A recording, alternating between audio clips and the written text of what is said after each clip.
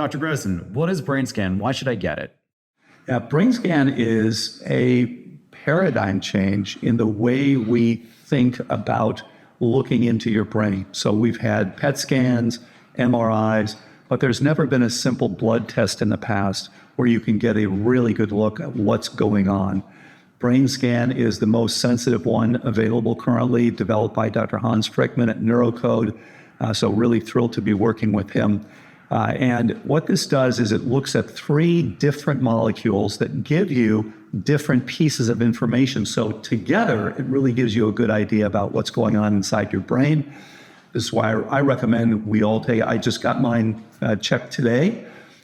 We should check 35, 40, 45, 50, 55, 60, and then every 2 years after that.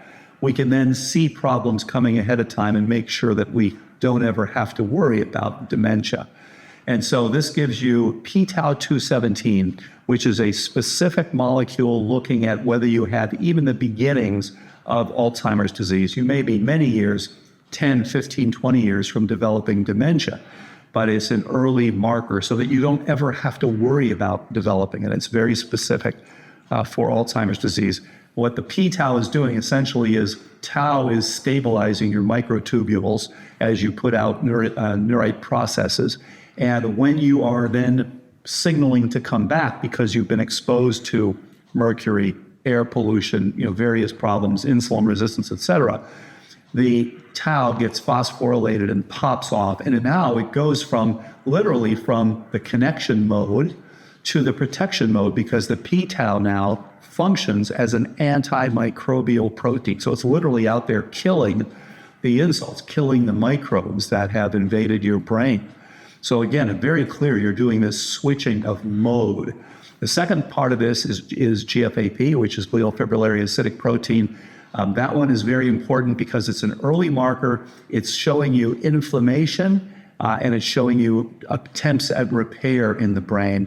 And the reason for this is GFAP is made by the astrocytes that are supportive cells around the neurons. So when these things are told, jump into action, they now start to activate. They make this GFAP.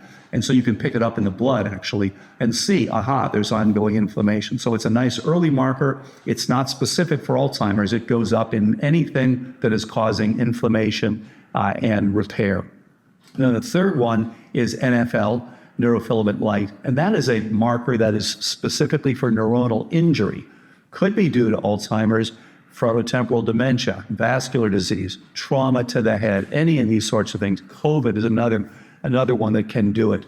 So any of these things that cause. So with these 3, we have 3 complementary pieces of information. And looking at the profile, what's high, what's normal, we can give a very good idea of what's likely the undergoing process. If you see someone with a high p-tau217, a normal NFL, normal GFAP, then there's some Alzheimer's, but it's not highly active. You don't have a high GFAP and inflammation and all that.